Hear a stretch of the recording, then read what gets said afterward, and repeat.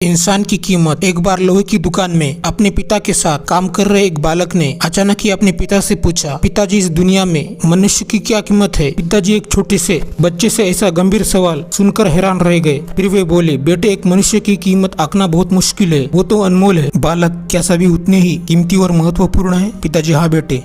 बालक के कुछ पल्ले पड़ा नहीं। उसने फिर सवाल किया, तो फिर इस दुनिया में कोई गरीब तो कोई अमीर क्यों? किसी की इज्जत कम तो किसी की इज्जत ज्यादा क्यों होती है? सवाल सुनकर पिताजी कुछ देर शांत रहे और फिर बालक से स्टोर रूम में पड़ा एक लोहे का रॉड लाने को कहा। रॉड लाते ही पिताजी ने पूछा, इसकी कीमत क्या होगी?